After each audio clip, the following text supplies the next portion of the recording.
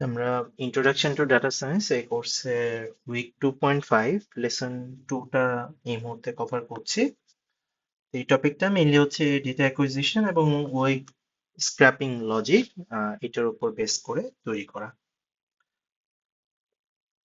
ফার্স্টে আসি যে এই পার্টিকুলার লেসনে আমরা আসলে কি কি জিনিস জানতে চাচ্ছি। আমরা ফার্স্টে জানতে চাচ্ছি যে এপিআই এর লজিক কি অ্যাজ এ ডেটা সোর্স।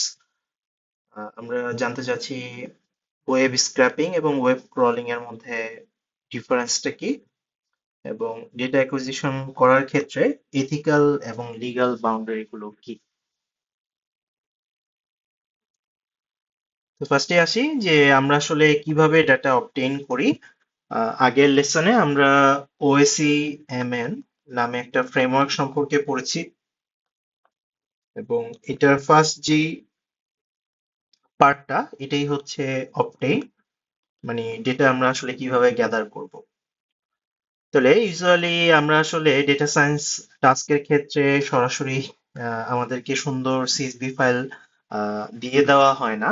আমরা ইউজুয়ালি এটাকে তৈরি করে নিতে হয় বা এটাকে ফেচ করতে হয়। তো ফেচ করার ক্ষেত্রে আমরা তিনটা ওয়েতে এই কাজটা করতে পারি। ফার্স্ট স্টেপ হতে পারে আমরা সরাসরি ডেটাবেস অ্যাক্সেস করে আমরা ডেটাটাকে নিয়ে আসতে পারি। এক্ষেত্রে আমরা এসকিউএল কোয়েরির সাহায্য নিতে পারি। অবশ্যই ডেটাগুলো ইউজুয়ালি হচ্ছে ইন্টারনাল ডাটা হবে, কারণ ইন্টারনাল ডেটাবেস ছাড়া আসলে আমরা সরাসরি এসকিউএল রান করার আমাদের পারমিশন থাকবে না।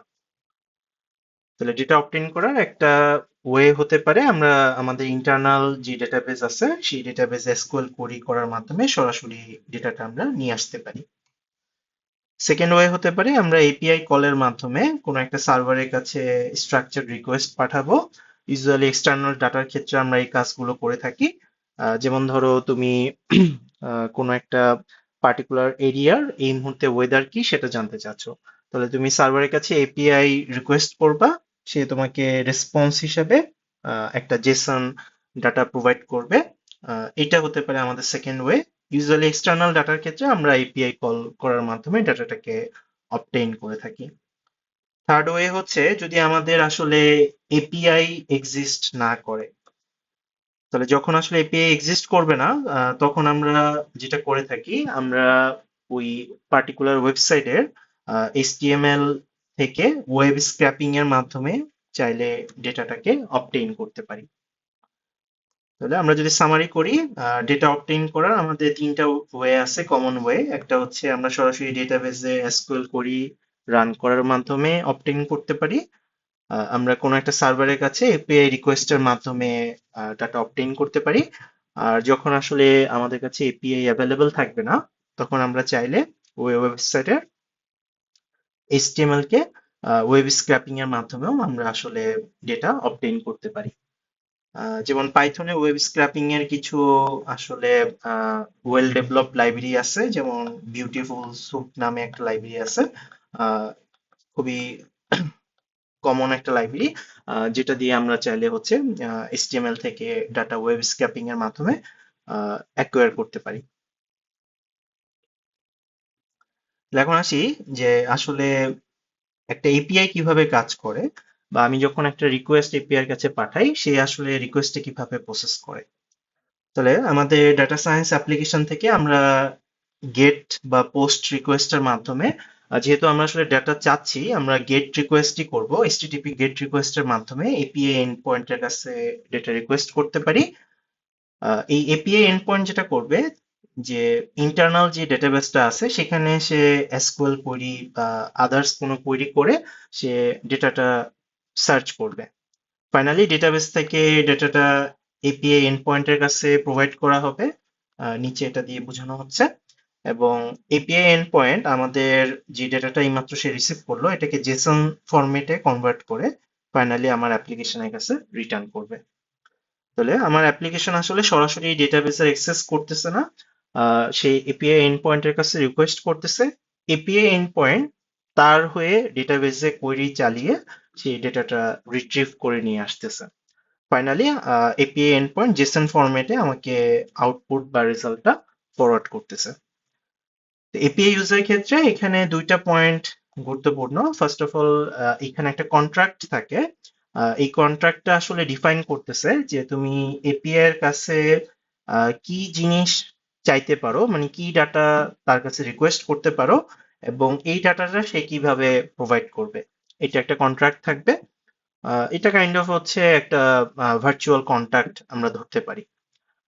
নেক্সট হচ্ছে এপিআই কল করার ক্ষেত্রে অবশ্যই এখানে অথেন্টিকেশন ব্যবহার করা হবে। দ্যাট মিনস একটা কি ব্যবহার করা হবে, এনক্রিপ্টেড কি, যে কি এর মাধ্যমে আসলে আমরা অথরাইজ করতে পারবো যে যাদের পারমিশন আছে শুধুমাত্র তারাই আসলে ডেটাটা রিকোয়েস্ট করে অ্যাক্সেস করতে পারবে। আনঅথরাইজড কেউ এপিআই কল করে ডেটাটা অ্যাক্সেস করতে পারবে না। কিছু কিছু এপিআই পাবলিক এপিআই হয় যে ক্ষেত্রে আসলে কোনো অথেন্টিকেশনের দরকার পড়ে না। সবার জন্যই ডেটাটা উন্মুক্ত। সেক্ষেত্রে যে কেউই আসলে ডেটা এপিআই কলের মাধ্যমে রিট্রিভ করে নিয়ে আসতে পারে। কিন্তু মোস্ট অফ দ্য কেসে আমাদের আসলে এপিআই কলের জন্য প্রপার অথেন্টিকেশনের দরকার পড়ে, যে শুধুমাত্র অথেন্টিকেটেড বা পার্টিকুলার ইউজার যাদের পারমিশন আছে তারাই শুধুমাত্র এপিআই কলের মাধ্যমে ডেটাটাকে রিট্রিভ করে নিয়ে আসতে পারবে। তাহলে ডেটা অবটেইন করার ক্ষেত্রে আমাদের লাস্ট রিসোর্ট হচ্ছে ওয়েব স্ক্র্যাপিং করা। তাহলে এখানে বেসিক্যালি লজিকটা হচ্ছে যে আমাদের প্রত্যেকটা ওয়েবসাইটই আসলে এইচটিএমএল এর উপর বেস করে তৈরি করা, এবং আমরা আগের লেকচারে পড়েছি এইচটিএমএল ডাটা হচ্ছে সেমি স্ট্রাকচারড ডেটা। এখানে কিছু ট্যাগ বা মার্কার থাকে আহ, যেগুলো স্ট্রাকচারড, এবং এই ট্যাগ গুলোর ভিতরে আমাদের আসলে আদার্স কন্টেন্ট গুলো থাকে, যে ডাটাগুলো আবার আনস্ট্রাকচারড, এই জন্য এটাকে আমরা সেমি স্ট্রাকচারড ডেটা বলতেছি। তাহলে এখানে একটা এক্সাম্পল বলছে, ধরো তুমি জানতে চাচ্ছ যে একটা ওয়েবসাইটে যত প্রাইস আছে, এই প্রাইস গুলো ডেটা আমি স্ক্র্যাপ করে নিয়ে আসতে চাচ্ছি। তাহলে এখানে ধরো স্প্যান নামে একটা ট্যাগ আছে, এবং এখানে ক্লাস নামে একটা অ্যাট্রিবিউট আছে। ধরে নিচ্ছি যে প্রাইস, যত প্রাইস আছে এগুলো হচ্ছে স্প্যান ট্যাগের প্রাইস ক্লাসের মধ্যে ডিফাইন করা আছে। তাহলে আমি আসলে যদি এইচটিএমএলটাকে, মানে পুরো এইচটিএমএলটাকে পার্স করে এই অংশটাকে ফিল্টার করতে পারি, তাহলে আসলে আমি যত প্রাইস রিলেটেড ডেটা আছে সেই ডেটাগুলো পেয়ে যাব। এটাই হচ্ছে ওয়েব স্ক্র্যাপিং এর বেসিক লজিক বা আইডিয়াটা, যে ট্যাগ গুলোকে আমরা পার্স করে আমার প্রয়োজনীয় যে ট্যাগ গুলো ডাটা দরকার সেই ডাটাগুলোকে আমরা ফিল্টার আউট করব। তাহলে এই প্রসেসে কিছু চ্যালেঞ্জ আছে। ফার্স্ট চ্যালেঞ্জ হচ্ছে ফ্র্যাজিলিটি। যেহেতু আমরা আসলে এইচটিএমএল এর ট্যাগকে পার্স করতেছি, এবং ওয়েবসাইটের আসলে স্ট্রাকচার বা এইচটিএমএল এর যে ফরম্যাটটা, এটা আসলে প্রতিনিয়ন্তনই চেঞ্জ হতে পারে। ধরো ডিজাইনার আমার ওয়েবসাইটের কোনো একটা কালার চেঞ্জ করলো, যার কারণে আসলে আমার স্প্যান ট্যাগটা আগে যেভাবে ছিল এখন আর ওই পজিশনে নাই। তাহলে আমি যে পার্সারটা ডিজাইন করছিলাম সেই পার্সারটা এখন আর ঠিকভাবে কাজ করবে না। তাহলে মোস্ট অফ দ্য কেসে আসলে এই প্রবলেমটা ফেস করতে হয়, যে ওয়েব স্ক্র্যাপিং যে আমরা করতে যাচ্ছি সেটা হয়তো বা ওয়েবসাইটের সামান্য পরিবর্তনের ফলে আর আগের মতো প্রপারলি কাজ করবে না। সেক্ষেত্রে আসলে আমি ডেটাটা ঠিকভাবে অবটেইন করতে পারবো না। নেক্সট আছে পোলাইটনেস। যদি আমি আসলে খুব বেশি পরিমাণ ডাটা খুব দ্রুত এভাবে ওয়েব স্ক্র্যাপিং করে অবটেইন করতে চাই, তাহলে আমাদের আসলে সার্ভারের উপরে একটা লোড পড়বে, যার ফলে যেটা হবে যে অন্য ইউজাররা সেই ক্ষেত্রে হয়তোবা সার্ভারটাকে অ্যাক্সেস করতে পারবে না, যেটাকে আমরা অনেক সময় ডিনায়াল অফ সার্ভিস বলে থাকি। তাহলে ওয়েব স্ক্র্যাপিং করার ক্ষেত্রে আমাদের একটু মাথায় রাখতে হবে যে আমরা যাতে, মানে খুব বেশি পরিমাণ রিকোয়েস্ট একসাথে না করি, সার্ভারকে যাতে আমরা একদম ফ্লাডিং করে সার্ভার বন্ধ করে না ফেলি। তো বর্তমান সময়ে আসলে মোস্ট অফ দ্য সার্ভারই রেট লিমিটার থাকে, যে রেট লিমিটারের কাজ হচ্ছে একটা পার্টিকুলার পার্সন আসলে কয়টা রিকোয়েস্ট করতে পারবে এই জিনিসটার একটা রেট করে দেওয়া থাকে। আর এর বাইরেও আমাদের আসলে ক্লাউডফ্লেয়ারের সিকিউরিটির কারণে মোস্ট অফ দ্য কেসেই এই মুহূর্তে আসলে ওয়েব স্ক্র্যাপিং করাটা বেশ চ্যালেঞ্জিং বা ডিফিকাল্ট। এবার আসি যে আমরা যখন অ্যাকুইজিশন করব সেই ক্ষেত্রে আমাদের কিছু ইথিক্যাল কনসার্ন আছে, সেই জিনিসগুলো সম্পর্কে একটু আমরা আহ, এখানে ডিসকাস করি। ফার্স্ট অফ অল, প্রত্যেকটা ওয়েবসাইটের একটা ফাইল থাকে যেটাকে আমরা রোবটস ডট টিএক্সটি বলি। এই রোবটস ফাইলের কাজ হচ্ছে যে তুমি যখন ওয়েব ক্রলিং করবা বা স্ক্র্যাপার ইউজ করবা, এই বট তোমাকে বলে দিচ্ছে যে কি ডাটা তুমি আসলে স্ক্র্যাপ করতে পারবা না, ডেফিনিট করে তোমাকে এখানে বলে দেওয়া আছে। 2 নম্বর হচ্ছে, যখন আমরা কোনো একটা ওয়েবসাইটের টার্ম অফ সার্ভিস একসেপ্ট করি, হয়তোবা ওইখানে সরাসরি বলেই দেওয়া আছে যে তুমি ওই ওয়েবসাইটে কোনো ধরনের স্ক্র্যাপিং করতে পারবে না। এই ক্ষেত্রে আমাদের মাথায় রাখতে হবে, যদি আমরা একসেপ্টের মাধ্যমে এগ্রি করি যে আমরা আসলে স্ক্র্যাপিং করব না ডাটা, সেই ক্ষেত্রে আমরা আসলে ওই ওয়েবসাইটে ডাটা স্ক্র্যাপিং করতে পারবো না। 3 নম্বর পয়েন্ট হচ্ছে খুবই গুরুত্বপূর্ণ, যে যে ডাটাটাকে আমরা স্ক্র্যাপ করার ট্রাই করতেছি এটা কি আসলে পাবলিক ডাটা নাকি প্রাইভেট ডাটা। একটা ওয়েবসাইটে ডাটা আছে তার মানে এই না যে সেটাকে আমরা আসলে স্ক্র্যাপ করে ব্যবহার করতে পারবো। আমাদের আসলে এনশিওর হতে হবে যে এই ডাটাটা আসলে পাবলিকলি ব্যবহার করার আমাদের পারমিশন বা রাইট আছে কিনা। তো এটা হচ্ছে ডাটা অ্যাকুইজিশন করার ক্ষেত্রে কিছু এথিক্যাল কনসার্ন। তাহলে আমরা একটা প্র্যাকটিস প্রবলেম দেখি। আমাদের এই স্লাইডের শেষে আমি একটা লিংক অ্যাটাচ করে দিয়েছি, যেখানে একটা ডক ফাইলে আমাদের এই প্র্যাকটিস প্রবলেমগুলোর সলিউশন করে দেওয়া আছে। তাহলে আমি এখানে আজকে লেকচারেও আলোচনা করতেছি ওই ডক থেকে, এবং লিঙ্কটা তোমাদের সাথে শেয়ার করা আছে স্লাইডের শেষে, তোমরা ওটার মাধ্যমে ডকটাকে অ্যাক্সেস করতে পারবে। তাহলে ফার্স্ট যে প্রবলেমটা আমাদেরকে বলা হচ্ছে সেটা হচ্ছে এপিআই রিকোয়েস্ট লজিক সম্পর্কে। যে ধরো তুমি একটা ওয়েদার এপিআই কে কল করতেছো ডেটা অ্যাকুইজিশন করার জন্য, এবং আমাদের ইউআরএল এর ফরম্যাটটা এখানে বলে দেওয়া আছে। তাহলে এখানে সিটির নামটা আমাকে ডিফাইন করতে হবে, এবং একটা কি ভ্যালু যেটা অথেন্টিকেশন পারপাস আমাকে ইউজ করতে হবে সেটা এখানে আমাকে বলতে হবে। তাহলে আমাকে বলা হয়েছে তুমি ধরো ঢাকা সিটির ওয়েদার এখানে জানতে চাচ্ছ, এবং তোমার অথেন্টিকেশন কি হচ্ছে এবিসি 1 2 3। তাহলে উপরের যে ইউআরএলটা দেওয়া আছে এই ইউআরএলটাকে আমরা কিভাবে আসলে এপিআই অ্যাক্সেস করার উপযোগী করে কল করতে পারি, এটা হচ্ছে ফার্স্ট প্রবলেম। আর সেকেন্ড প্রবলেম বলছে, ধরো তোমার এপিআই কল করার পর এপিআই রিটার্ন করলো 404 এরর। অনেক সময় আমরা এটা 404 নট ফাউন্ডও বলে থাকি। তাহলে তোমাকে জিজ্ঞাসা করা হয়েছে যে এটা আসলে কি মিন করতেছে ডাটা অ্যাকুইজিশন স্টেপের ক্ষেত্রে। তাহলে আমরা একটু অ্যান্সার গুলো দেখে আসি। তাহলে ফার্স্ট কোশ্চেনের অ্যান্সার ছিল যে আমার ইউআরএলটা আমি কিভাবে আসলে কাস্টমাইজ করব। ইউআরএলটা হবে এরকম, তাহলে সিটি ইকুয়ালস টু লিখতে হবে ঢাকা, যেহেতু আমরা ঢাকার ওয়েদার দেখতে চাচ্ছি। আর কি ইকুয়ালস টু দিতে হবে আমার যে অথেন্টিকেশন কিটা প্রোভাইড করা হয়েছে। তাহলে এই ইউআরএল কল করার মাধ্যমে আমি আসলে ওই এইচটিটিপি গেট রিকোয়েস্ট করতেছি, যেটার রেসপন্সে আমাকে আসলে ডাটাটা জেসন ফরম্যাটে এপিআই যে এন্ড পয়েন্ট আছে সেখান থেকে প্রোভাইড করা হবে। আচ্ছা, 2 নাম্বার যে কোশ্চেনটা আমাকে করা হয়েছিল, যদি এপিআই রিটার্ন করে 404 এরর বা 404 নট ফাউন্ড, তাহলে এটা আসলে কি মিন করে। তাহলে এইচটিটিপি প্রোটোকল অনুযায়ী 404 নট ফাউন্ড এরর এটা ইমপ্লাই করে যে ক্লায়েন্ট, মানে ক্লায়েন্ট বলতে আমি বুঝাচ্ছি, আমি যেহেতু এপিআই কে কল করতেছি ইউআরএল এর মাধ্যমে, সে সার্ভারের সাথে কানেক্ট করতে পারছে, কিন্তু সার্ভার থেকে আসলে যে ডাটাটা আমি চাচ্ছিলাম সেই ডাটাটা পাওয়া যায়নি।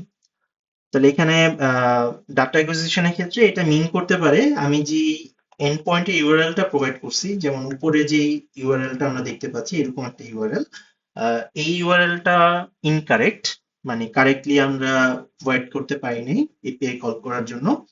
আরেকটা হতে পারে যে যে সিটির জন্য আমরা আসলে রিকোয়েস্ট করছি, যেমন আমরা এখানে ঢাকার জন্য রিকোয়েস্ট করছি, ডেটাবেজে আসলে ঢাকা নামে কোনো সিটির ডেটা এই মুহূর্তে নাই। 3 নাম্বার হতে পারে যে আমরা যে প্যারামিটার গুলো প্রোভাইড করছি, এখানে দুইটা প্যারামিটার আমরা দেখতে পাচ্ছি, একটা হচ্ছে সিটি আর একটা হচ্ছে কি। এই প্যারামিটার গুলো কারেক্ট ফরম্যাটে আমরা প্রোভাইড করতে পারিনি। তাহলে সামারি করে আমরা বললে আমরা এটা বলতে পারি যে সার্ভারের সাথে কানেকশন এস্টাবলিশ হয়েছে, কিন্তু সার্ভার থেকে আমাকে ডেটা রিটার্ন করতে পারেনি। না পারার এখানে 3টা সম্ভাব্য কারণের কথা বলা হয়েছে। তো এটা ছিল আমাদের ফার্স্ট প্র্যাকটিস প্রবলেমের অ্যান্সার। আহ, যে এই প্রবলেমটার অ্যান্সার যে এপিআই রিকোয়েস্ট লজিক। এখানে দুইটা প্রবলেমের কথা বলা হয়েছিল, এর করসপন্ডিং সলিউশন গুলো কি হতে পারে আমরা সেটা আসলে এখানে দেখার ট্রাই করলাম। তাহলে সিমিলারলি এখানে আরো একটা প্র্যাকটিস প্রবলেম বলা হয়েছে। এখানে বেসিক্যালি এপিআই কলের সাথে স্ক্র্যাপিং এর কম্পারিজন করার ট্রাই করা হচ্ছে। তাহলে তোমাকে বলা হচ্ছে যে তুমি এখানে তোমাকে একটু টাস্ক দেওয়া হয়েছে যে রিয়েল টাইম স্টক প্রাইস তোমাকে অ্যাকোয়ার করতে হবে। ফার্স্ট কোশ্চেনটা বলা হয়েছে যে এই ক্ষেত্রে এপিআই কেন স্ক্র্যাপিং এর থেকে সুপিরিয়র ভেরাসিটির সাপেক্ষে যদি আমরা চিন্তা করি। ভেরাসিটি মানে আমরা ডেটা কোয়ালিটিটাকে এখানে রিপ্রেজেন্ট করতেছি। 2 নম্বর বলা হয়েছে যে সাপোজ তুমি একটা নিউজ সাইটকে স্ক্র্যাপ করতেছো সেন্টিমেন্ট অ্যানালাইসিস করার জন্য, এবং একটু আগে তোমাদেরকে যেটা বলছিলাম যে আমাদের এখানে একটা টার্ম ছিল পোলাইটনেস, যে আমরা যাতে খুব ফাস্ট স্ক্র্যাপিং না করি। তাহলে এখানে তোমাকে বলা হচ্ছে যে সাইটের তোমার আইপি অ্যাড্রেস 100 রিকোয়েস্টের পরে ব্লক করে দেওয়া হয়। এটা ধরো একটা রেট আর কি, ধরো ঘন্টায় তুমি বা মিনিটে 100টা রিকোয়েস্ট করতে পারবে, এর বেশি করলে তোমার আইপিটা ব্লক করে দেওয়া হয়। তাহলে এই ক্ষেত্রে তোমাকে কোড দেখাতে হবে না, শুধু তোমাকে একটা লজিক ডেভেলপ করতে বলছে যে তুমি কিভাবে আসলে এই রেট লিমিটটাকে কিভাবে আসলে ইমপ্লিমেন্ট করতে পারো। এই ক্ষেত্রে তুমি টাইমিং বা হেডারের সাহায্য নিতে পারো, এই জিনিসটা এখানে বলা হয়েছে। তাহলে সেকেন্ড প্রবলেমটা হচ্ছে যে রেট লিমিটের বিষয়টা আমি কিভাবে হ্যান্ডেল করব, যেটাকে আমরা পোলাইটনেস বলতেছি। আচ্ছা, থার্ড হচ্ছে আমরা ইথিক্যাল একটা কনসার্ন নিয়ে ডিসকাস করতে চাচ্ছি যে আহ, একটা কম্পিটিটরের প্রাইসিং ডাটা, ধরো তোমরা দুই বন্ধু দুইজন হচ্ছে একটা বই সেল করো। এখন তুমি প্রত্যেক ঘন্টায় তুমি স্ক্র্যাপিং করতেছো, আহ, দেখতেছো তোমার বন্ধু আসলে ওই বইটা কত দামে সেল করতেছে, এবং এই স্ক্র্যাপিং ডাটার আলোকে তুমি প্রত্যেক বাড়ি যেটা করতেছো তার থেকে কম দামে তোমার মানে বইটা সেল করতেছো। তাহলে এই ক্ষেত্রে এটা কি আসলে ইথিক্যাল হচ্ছে কিনা সেই কোশ্চেনটা তোমাকে করা হয়েছে, এবং এই ক্ষেত্রে ভ্যালু ভার্সেস ভেরাসিটি এই প্রিন্সিপালের আলোকে কোশ্চেনটার অ্যান্সার করতে বলা হয়েছে। তাহলে তিনটা জিনিসের কথা বলা হয়েছে। ফার্স্টে হচ্ছে এপিআই স্ক্র্যাপিং এর থেকে কেন সুপিরিয়র, এটা ফার্স্টে জানতে চাওয়া হয়েছে। 2 নম্বর কোশ্চেন করা হয়েছে যে তুমি রেট লিমিট বিষয়টা কিভাবে হ্যান্ডেল করবা। 3 নম্বর কোশ্চেন হচ্ছে একটা ইথিক্যাল কনসার্নের কথা বলা হয়েছে, যে তুমি ওয়েব স্ক্র্যাপিং করে তোমার কম্পিটিটরের তুলনায় প্রাইসটা বারবার লোয়ার করে দিচ্ছ, এটা কি আসলে ইথিক্যাল হচ্ছে কিনা। ভ্যালু ভার্সেস ভেরাসিটি প্রিন্সিপালের আলোকে তোমার অ্যান্সারটাকে জাস্টিফাই করতে বলছে। তাহলে আমরা একটু সলিউশনটা দেখে আছি যে এই প্রবলেমের অ্যান্সার গুলো কি হবে। তাহলে ফার্স্ট প্রবলেমের অ্যান্সারে আসি যে কেন আসলে ভেরাসিটির সাপেক্ষে এপিআই সুপিরিয়র স্ক্র্যাপিং এর তুলনায়। আচ্ছা, এটা কারণটা হচ্ছে আমার এপিআই আসলে একটা স্ট্রাকচার ডাটা প্রোভাইড করে, যেখানে আমার একটা কন্ট্রাক্ট থাকে, সেখানে বলেই দেওয়া আছে আমাকে কি কি আউটপুট সে প্রোভাইড করবে। দ্যাট মিনস আমরা আসলে ক্লিন ভ্যালিডেটেড ডাটা জেসন ফরম্যাটে ডাটাটা সরাসরি ডেটাবেস থেকে পেয়ে থাকি। তার মানে ডেটার কোয়ালিটিটা এখানে আসলে ইনশিওর করা যায় এবং কোয়ালিটিটা অনেক ভালো হয়। আর স্ক্র্যাপিং এর ক্ষেত্রে আমরা আসলে এইচটিএমএল কে পার্স করতেছি, এইচটিএমএল এর ট্যাগ বা মার্কার গুলোকে। এই ক্ষেত্রে আসলে ডেটা মেসি থাকবে, দ্যাট মিনস ডেটাতে আসলে আনওয়ান্টেড জিনিস থাকবে বা ডেটাতে মিসিং ভ্যালু থাকতে পারে। এখানে কিছু নয়েজের কথা বলা হচ্ছে, যেমন ধরো আমার এইচটিএমএল এ যে নেভিগেশন বার আছে বা অ্যাড আছে, ওইগুলো হয়তোবা আমার স্ক্র্যাপড ডাটাতে চলে আসতে পারে। আর স্ক্র্যাপিং হচ্ছে ফ্র্যাজাইল, আমরা জানি, একটু আগে আলোচনা করলাম, যদি এইচটিএমএল এর স্ট্রাকচারে চেঞ্জ আসে তাহলে আসলে ডেটাটা কোয়ালিটি একদমই চলে যায়। দ্যাট মিনস আমরা স্ক্র্যাপিং করে কোনো মিনিংফুল ডেটা সেখান থেকে অ্যাকোয়ার করতে বা অবটেইন করতে পারি না। এটা ছিল আমাদের ফার্স্ট কোশ্চেনের আনসার, যে এপিআই কেন আমাদের এই পার্টিকুলার টাস্কে ক্ষেত্রে ভেরাসিটির সাপেক্ষে স্ক্র্যাপিং এর তুলনায় সুপিরিয়র। 2 নম্বর কোশ্চেনটা ছিল যে তুমি আসলে ওই 100 রিকোয়েস্টের যে লিমিট সেটার পরে কিভাবে আসলে ব্লকিং কে প্রিভেন্ট করবা। তাহলে তোমার আইপি ব্যান হওয়া থেকে তোমাকে ঠেকানোর জন্য ফার্স্ট যেটা করতে হবে, তুমি হচ্ছে এপিআই রিকোয়েস্টের মধ্যে স্লিপ বা ডিলে অ্যাড করতে পারো। এটা অ্যাড করলেই ওই যে পোলাইটনেসের যে বিষয়টা থাকতেছে, যে বারবার রিকোয়েস্ট করার ক্ষেত্রে একটা ডিলে নিচ্ছ তুমি, তাহলে আর ওই রেটটাকে তুমি ক্রস করবে না। এটা হচ্ছে তোমার সবচেয়ে লজিক্যাল ওয়ে এই প্রবলেমটাকে ডিল করার জন্য। 2 নাম্বার হতে পারে তুমি হেডার রোটেশন ইউজ করতে পারো। আমাদের ইউজার এজেন্ট নামে একটা হেডার আছে, যেটা দিয়ে বেসিক্যালি আমাদের সার্ভার গুলো হচ্ছে ব্রাউজারকে আইডেন্টিফাই করে যে কোন ব্রাউজার থেকে সার্ভার এক্সেস করা হচ্ছে। তাহলে এখানে তুমি তোমার ইউজার এজেন্টটাকে পরিবর্তন করতে পারো, তাহলে সার্ভার যেটা মনে করবে সেটা হচ্ছে তোমাকে সিঙ্গেল একটা ইউজার না মনে করে তোমাকে ডিফারেন্ট ব্রাউজারে ডিফারেন্ট ইউজার হিসাবে তোমাকে কনসিডার করবে। 3 নাম্বার হতে পারে তুমি প্রক্সি ব্যবহার করতে পারো। সেক্ষেত্রে একটা সিঙ্গেল আইপির পরিবর্তে তোমার প্রক্সি অনেকগুলো আইপি অ্যাড্রেস থাকবে। সুতরাং সার্ভারের কাছে মনে হবে যে একটা সিঙ্গেল আইপি থেকে আসলে এতগুলো রিকোয়েস্ট করা হচ্ছে না, রিকোয়েস্ট আসলে মাল্টিপল ইউজারের কাছ থেকে মাল্টিপল আইপি থেকে আসতেছে। তাহলে এখানে 3টা সলিউশনের কথাই বলা হয়েছে কিভাবে আমরা আসলে 100 রিকোয়েস্টের যেই আমাদেরকে রেট বা লিমিট দেওয়া আছে, এটা ক্রস করলে আমরা আসলে কিভাবে ব্লকিংটাকে প্রিভেন্ট করতে পারি। তাহলে এখানে সবচেয়ে লজিক্যাল স্টেপ হচ্ছে আমরা ডিলে বা স্লিপ অ্যাড করতে পারি, যেটার কারণে আমরা আসলে খুব বেশি পরিমাণ রিকোয়েস্ট সার্ভারকে করব না, এবং সার্ভারকে রিকোয়েস্ট করার ক্ষেত্রে আমরা কিছুটা ডিলে প্রোভাইড করব।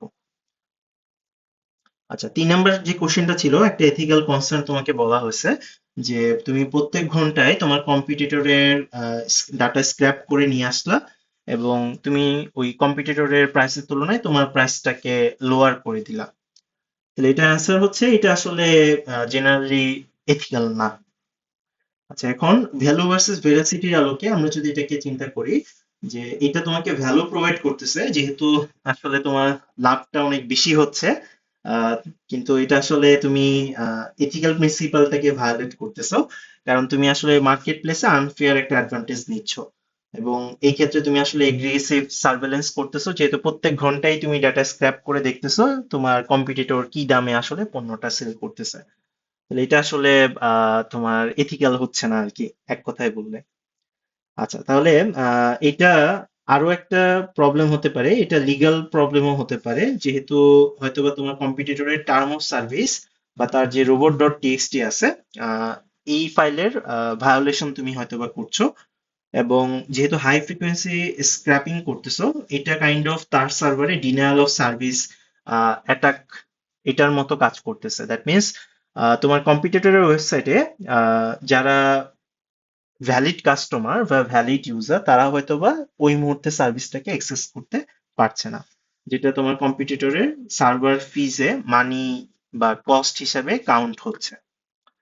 তাহলে 3 নাম্বার প্রবলেমের একদম এক কথায় উত্তরটা হচ্ছে আমাদের এই ক্ষেত্রে, এই পার্টিকুলার সিনারিওতে আমরা যে স্ক্র্যাপিংটা করছি সেটা আসলে এথিক্যালি ঠিক নাই আর কি।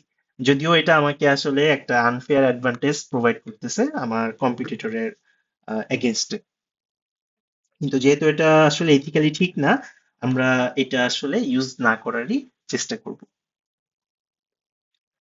তো এবার আসি, আমাদের 2টা কনসেপ্ট আছে, একটাকে বলা হয় ওএলটিপি আর একটাকে বলা হয় ওএলএপি।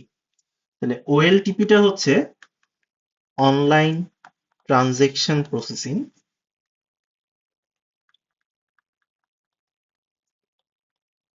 তাহলে আমাদের এই পার্টিকুলার ক্ষেত্রে আমরা এটা এই কারণে ইন্টারেস্টেড, এটা বেসিক্যালি হচ্ছে ডেটাবেসে আমরা ইমপ্লিমেন্ট করে থাকি, ঠিক আছে? মানে ডেটাবেসে আমরা হচ্ছে ওএলটিপিটা অ্যাপ্লাই করে থাকি, অনলাইন ট্রানজেকশন প্রসেসিং। আরো একটা কনসেপ্ট আছে, একটা এটা হচ্ছে ওএলএপি। তাহলে ওএলএপি দিয়ে বোঝানো হচ্ছে অনলাইন অ্যানালিটিক্যাল প্রসেসিং।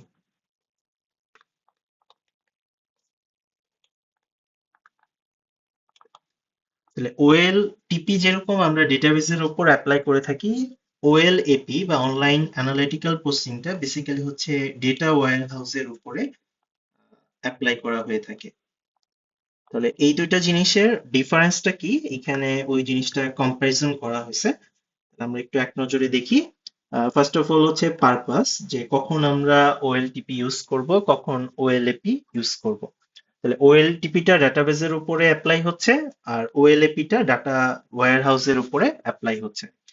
তাহলে ওএলটিপি আমরা ইউজ করব ডে টু ডে অপারেশন, মানে ডেইলি আমাদের একটা ওয়েবসাইটের যে নর্মাল প্রসেস গুলো আছে, যে কিছু ডাটা ইনসার্ট হবে, কিছু ডাটা আমরা আপডেট করব বা কিছু ডাটা ডিলিট করব, এই ডে টু ডে অপারেশন গুলো করার জন্য, মানে ডেটাবেজের উপর আমরা যে অপারেশন গুলো করে থাকি, এটার জন্য আমরা হচ্ছে ওএলটিপি ব্যবহার করব।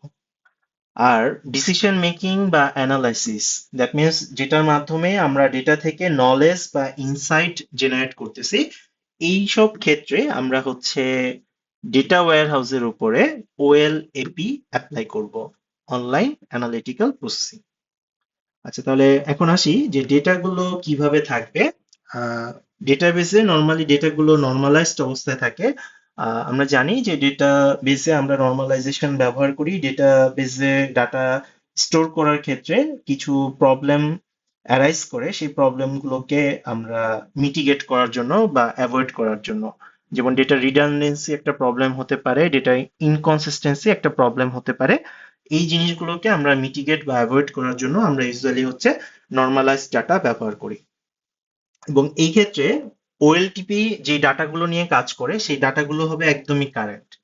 দ্যাট মিনস হচ্ছে রিয়েল টাইমে এই মুহূর্তে ডেটাবেসে যে ডাটাগুলো আছে ওগুলোর উপরে আমরা ওএলটিপিটা অ্যাপ্লাই করি। আচ্ছা, আর ডেটা ওয়্যার হাউস বা ওএলএপি যেটা, সেটা হচ্ছে হিস্টোরিক্যাল ডেটার উপরে। দ্যাট মিনস প্রিভিয়াস যে ডাটাগুলো আমরা ছিল সেগুলোকে আমরা ওয়্যার হাউসে স্টোর করছি, ওইখানে হচ্ছে আমরা ওএলএপিটাকে অ্যাপ্লাই করব। তো এই ক্ষেত্রে আমরা হচ্ছে ডেটাগুলো ডিনর্মালাইজড অবস্থায় থাকে। দ্যাট মিনস ধরো আমার কাছে বেশ কয়েকটা নর্মালাইজড টেবিল আছে। আমরা যেটা করি, এগুলোকে জয়েন করে একটা সিঙ্গেল টেবিলে ডিনর্মালাইজড অবস্থায় ডেটাগুলোকে স্টোর করে রাখি ডেটা ওয়্যার হাউসে। তাহলে ডেটা স্টেটের কথা যদি আমরা চিন্তা করি, ওএলটিপি হচ্ছে কারেন্ট ডেটার উপর অ্যাপ্লাই হবে, এবং ইউজুয়ালি ডাটাগুলো হবে হাইলি নর্মালাইজড। আর ডেটা ওয়্যার হাউসটা হবে হিস্টোরিক্যাল ডাটার উপরে, এবং ইউজুয়ালি ডেটাগুলো হবে ডিনর্মালাইজড। এবার আসি যে কোয়েরি টাইপ। তাহলে ওএলটিপি এর ক্ষেত্রে কোয়েরি গুলো হবে সিম্পল, আমাদের যে নর্মাল এসকিউএল কোয়েরি গুলো আছে, যেমন নর্মাল আমরা ডেটা ইনসার্ট করার যে কোয়েরি গুলো রান করি বা ডেটা আপডেট করার যে কোয়েরি গুলো রান করি। আর ডেটা ওয়্যার হাউসের ক্ষেত্রে কোয়েরি গুলো হবে কমপ্লেক্স, এখানে অ্যাগ্রিগেশন, সাম বা আদার্স কমপ্লেক্স কোয়েরি আমাদেরকে ব্যবহার করতে হবে। আচ্ছা, এবার অপটিমাইজেশনের কথা যদি চিন্তা করি, ডেটাবেস বা ওএলটিপির ক্ষেত্রে আমাদের প্রাইমারি গোল হচ্ছে ডেটা যত ফাস্টার রাইট করা যায়। আর ওয়্যার হাউসে যেহেতু আমরা ব্যাপক ডেটা নিয়ে কাজ করতেছি, আমাদের গোল হচ্ছে ডেটা কিভাবে ফাস্টার রিড করা যায়। এটা হচ্ছে ওএলটিপি বা ডেটাবেসের সাথে আমাদের ওএলএপি বা ডেটা ওয়্যার হাউসের বেসিক কিছু ডিফারেন্স। তাহলে এখানে একটা কানেকশনের কথা বলা হয়েছে, যে ডেটা সায়েন্টিস্টরা নর্মালি হচ্ছে সরাসরি আমাদের ওএলটিপি অ্যাপ্লাই করে না বা ওএলটিপি কে কোয়েরি করে না। এটার কারণটা হচ্ছে, যদি আমরা খুব বেশি পরিমাণ কোয়েরি রান করি, তাহলে যেটা দেখা যাবে আমাদের অ্যাপটা ক্র্যাশ করতেছে। এই কারণে আমাদের ডে টু ডে প্রোডাকশন যেই ডাটাবেসটা আছে এটা সেপারেট থাকে, যেখানে কাস্টমাররা আমাদের নর্মাল ইন্টারাকশন করে থাকে। আহ, যার ফলে ধরো ওয়েবসাইটে আমরা সিম্পল ইনসার্ট, আপডেট এই ধরনের কোয়েরি রান করি। আর একটা বাল্ক অ্যামাউন্টের ডেটাকে আমরা ওয়্যার হাউসে শিফট করি, যে ওয়্যার হাউসের ডেটাগুলো আমরা হচ্ছে ডেটা সায়েন্টিস্ট হিসাবে আলাদাভাবে অ্যানালাইসিস করি। That means day to day production database থেকে ডেটা ওয়্যার হাউসটাকে সেপারেট রাখা হয়। এটার বেনিফিটটা হচ্ছে যে আমাদের নর্মাল যে ইউজাররা আছে, তারা যাতে আমাদের ডেটা সায়েন্টিস্টদের টাস্কের কোয়েরির কারণে সার্ভারের উপরে অনেক বেশি চাপ না পড়ে যায়, যাতে সার্ভার আসলে ইনঅ্যাক্সেসিবল বা সার্ভার অ্যাক্সেস করা যাচ্ছে না, এই জিনিসটা যাতে না হয়, সার্ভার যাতে ক্র্যাশ না করে আর কি। এবার আসি যে ডেটার মাল্টি ডাইমেনশনাল মডেলিং, যেটাকে আমরা অনেক সময় স্টার স্কিমাও বলে থাকি। তাহলে এখানে বলা হয়েছে যে অ্যানালাইসিস ফার্স্ট করার ক্ষেত্রে আমরা নর্মালি একটা কমন ডিজাইন স্কিমা হচ্ছে ডেটাবেসকে থার্ড নর্মাল ফর্মে নিয়ে যাওয়া। ক্ষেত্র বিশেষে আমরা এটাকে বিসিএনএফ বা বয়সি কোড নর্মাল ফর্মেও নিয়ে যাই, যেটাকে 3.5 এনএফ ও বলা হয়ে থাকে। তাহলে এখানে বলা হয়েছে যে আসলে আমরা যদি অ্যানালাইসিসটাকে ফাস্ট করতে চাই, দ্যাট মিনস হচ্ছে ওএলএপির কথা এখানে বলা হচ্ছে। তাহলে এখানে বলা হচ্ছে যে থার্ড নর্মাল ফর্মেট থেকে স্টার স্কিমাটা আসলে বেটার পারফর্ম করে। তাহলে স্টার স্কিমা জিনিসটা কি? স্টার স্কিমাতে দুই ধরনের জিনিস থাকে, একটাকে বলা হচ্ছে ফ্যাক্টস আর একটাকে বলা হচ্ছে ডাইমেনশনস। তাহলে এখানে পিঙ্ক কালারের সেন্টারে আমরা যেই ব্লকটা দেখতে পাচ্ছি এটা হচ্ছে আমাদের ফ্যাক্টস, আর সাইডে আমরা স্টার অবস্থায় যে পার্পল কালারের ব্লক গুলো দেখতে পাচ্ছি এগুলো হচ্ছে আমাদের ডাইমেনশন। তাহলে ফ্যাক্ট হচ্ছে সেন্টারে আছে, আর স্টারের মতো চারপাশে আছে আমাদের হচ্ছে ডাইমেনশন গুলো। তাহলে ফ্যাক্টস হচ্ছে আমাদের কোয়ান্টিটেটিভ ডাটাকে রিপ্রেজেন্ট করে, যেগুলো আমরা স্ট্যাটে হয়তোবা ভেরিয়েবল হিসেবে কনসিডার করতেছি, দ্যাট মিনস নিউমেরিক্যাল ডেটা। এই ধরনের ডেটাগুলোকে আমরা ফ্যাক্টস বলতেছি। যেমন এই পার্টিকুলার এক্সাম্পলে যদি আমরা দেখি, সেলস অ্যামাউন্ট, প্রোডাক্টের কোয়ান্টিটি, ডেট এবং প্রোডাক্ট আইডি, এই সবগুলোই নিউমেরিক্যাল ভ্যালু। সুতরাং এই ভ্যালুগুলোকে আমরা হচ্ছে ফ্যাক্টস বলতেছি, যেগুলো হচ্ছে কোয়ান্টিটেটিভ ডাটা। আচ্ছা, এবার আসি ডাইমেনশন। ডাইমেনশনটা হচ্ছে কোনো একটা ডাটার কনটেক্সচুয়াল অ্যাট্রিবিউট। কনটেক্সচুয়াল অ্যাট্রিবিউট বলতে বোঝানো হচ্ছে এগুলো ডাটাতে এক্সট্রা কনটেক্সট অ্যাড করতেছে। বেসিক্যালি ডাটা গ্রুপ করার ক্ষেত্রে বা ফিল্টার করার ক্ষেত্রে আমাদেরকে এই কনটেক্সট গুলো বেনিফিট প্রোভাইড করে। মানে আমরা ডাটা যখন গ্রুপ করব বা ডাটাকে যখন ফিল্টার করব তখন আমাদেরকে এই কনটেক্সট গুলো ব্যবহার করতে হয়। যেমন এই পার্টিকুলার এক্সাম্পলে কিছু ডাইমেনশন হচ্ছে ইয়ার, মান্থ, ডে। আমরা ইয়ারের ভিত্তিতে ফিল্টার করতে পারি বা গ্রুপ করতে পারি। সেম ভাবে মান্থের ভিত্তিতে ফিল্টার করতে পারি বা গ্রুপ করতে পারি। ডে এর ভিত্তিতে ফিল্টার করতে পারি বা গ্রুপ করতে পারি। এটা হচ্ছে ডেটের ডাইমেনশন যদি চিন্তা করি। সিমিলারলি যদি কাস্টমারের ডাইমেনশন চিন্তা করি তাহলে কাস্টমারের এজ এবং জেন্ডারের সাপেক্ষে আমরা তাদেরকে গ্রুপ বা ফিল্টার করতে পারি। সিমিলারলি আমরা যদি স্টোরটা কোথায় আছে, দ্যাট মিনস কোন সিটি বা কোন রিজনে আছে, এটার ভিত্তিতেও আমরা আসলে ফিল্টার বা সর্টিং করতে পারি। নেক্সট হচ্ছে প্রোডাক্ট। প্রোডাক্টের নাম এবং প্রোডাক্টটা কি টাইপের ক্যাটাগরি। তাহলে ডাইমেনশন হচ্ছে আমাদের ডাটাতে কিছু এক্সট্রা কনটেক্সট অ্যাট্রিবিউট অ্যাড করতেছে, যেটা আমাদের গ্রুপিং বা ফিল্টার করার ক্ষেত্রে আমাদেরকে বেনিফিট দিচ্ছে বা হেল্প করতেছে। আচ্ছা, এবার আসি যে আমাদের দুইটা জিনিস আছে, একটা হচ্ছে স্কিমা অন রাইট আর একটা হচ্ছে স্কিমা অন রিড। আচ্ছা, এটা আমরা একটু পরে আবার ডিটেলসে দেখবো। আমি আপাতত হচ্ছে স্কিমা অন রাইট এইটাকে একটু এক্সপ্লোর করার ট্রাই করি। তাহলে স্কিমা অন রাইট বেসিক্যালি আমরা ব্যবহার করি ডেটা ওয়্যার হাউসের ক্ষেত্রে। তাহলে ডেটা ওয়্যার হাউসের ক্ষেত্রে যেটা হয়, আমরা ডেটাটা যখন লোড করি বা লোড করা বলতে আমরা এখানে রাইট করা বোঝাচ্ছি, তখন আমাকে স্কিমাটা মাস্ট ডিফাইন করতে হবে। তার মানে রাইট করার আগেই আমাকে স্কিমাটা বলে দিতে হবে ডেটার। স্কিমা বলতে আমরা বোঝাচ্ছি ডেটার স্ট্রাকচার, ডেটা টাইপ, এই টাইপের যে ইনফরমেশন গুলো আছে। তাহলে ডাটা ওয়্যারহাউসের ক্ষেত্রে ডেটা লোড করা বা ডেটা রাইট করার আগেই আমাকে আসলে স্কিমাটা ডিফাইন করে দিতে হবে। এই কারণে এটাকে বলা হচ্ছে স্কিমা অন রাইট। তাহলে ধরো তুমি তোমার স্কিমাতে বললা প্রাইস নামে একটা কলাম আছে যেটা হচ্ছে ইন্টিজার, কিন্তু যখন ডেটাটা তুমি লোড করতেছো বা ডেটাটা ডেটাবেসে ডেটা ওয়্যারহাউসে রাইট করতেছো, তখন দেখা গেল ডেটাতে আসলে প্রাইসটা ইন্টিজার না, ডেসিমাল ফরম্যাটে আছে। তাহলে তোমার সিস্টেম কিন্তু ডেটাটাকে রিজেক্ট করবে। দ্যাট মিনস ওয়্যারহাউসে তোমার ডেটাটা তুমি লোড করতে পারবা না। তাহলে আমাদের স্কিমা অন রাইট এই লজিকটা বেসিক্যালি হচ্ছে ডেটার কোয়ালিটি বা ভেরাসিটিটাকে এনশিওর করতেছে, কিন্তু ডেটার ফ্লেক্সিবিলিটি কমিয়ে দিচ্ছে। যে যেমন প্রাইসের কলামে আমরা ইন্টিজারের জায়গায় চাইলে ডেসিমাল স্টোর করতে পারবো না। তাহলে স্কিমা অন রাইট বলতে বোঝাচ্ছে যখন আমরা ডেটা রাইট করব ডেটা ওয়্যার হাউসে বা ডেটাটাকে লোড করব, ওই সময় আমরা স্কিমাটা বা স্ট্রাকচারটা ডিফাইন করে দিব। এখানে স্ট্রাকচার বলতে আমরা বেসিক্যালি হচ্ছে ডেটা এবং তার টাইপ কি হবে সেই জিনিসটাকে এক্সপ্লেইন করতেছি। অনেকটা আমরা যখন ডেটাবেজে টেবিল ক্রিয়েট করি, আমরা টেবিলের অ্যাট্রিবিউট গুলো বা কলাম গুলো কি হবে এবং কলাম গুলোর প্রপার্টি কি হবে, ডেটা টাইপ কি হবে, এই জিনিসগুলো এক্সপ্লেইন করি, সেই জিনিসটাকে আমরা স্কিমা বলতেছি। তাহলে এখানে একটা এক্সাম্পল কোশ্চেন বলা হয়েছে, ধরো একটা রাইড শেয়ারিং অ্যাপ আছে উবারের মতো। এখানে তুমি অ্যানালাইজ করতে চাচ্ছ revenue per city, that means city সাপেক্ষে তোমাকে গ্রুপ করতে হবে, এবং অ্যাভারেজ ট্রিপ ডিউরেশন পার ড্রাইভার তোমাকে ড্রাইভারের সাপেক্ষে গ্রুপ করতে হবে। একটা ড্রাইভার যেহেতু মাল্টিপল ট্রিপ দিবে, তোমার ওই মাল্টিপল ট্রিপের অ্যাভারেজ ডিউরেশনটা তোমার বের করতে হবে। আচ্ছা, তাহলে এখানে বলছে তোমার একটা ফ্যাক্ট এবং তিনটা ডাইমেনশন। তাহলে ফ্যাক্ট গুলো হবে কোয়ান্টিটেটিভ ডাটা, আমরা একটু আগেই স্টার যে মডেলটা ছিল, যে স্টার স্কিমা, সেটা দেখেছি। তাহলে আমাদের ফ্যাক্ট একটা বের করতে হবে এখানে, এবং তিনটা ডাইমেনশন বের করতে হবে। তাহলে ডাইমেনশন গুলো হবে ইউজুয়ালি কোয়ালিটেটিভ ডাটা। আচ্ছা, তাহলে তোমাকে সেকেন্ড কোশ্চেনে বলছে একটা স্টার স্কিমা ড্র করার জন্য, যেটা এই এলিমেন্ট গুলোকে লিংক করবে। আর ৩ নাম্বার একটা ম্যাথ কোশ্চেন তোমাকে বলছে।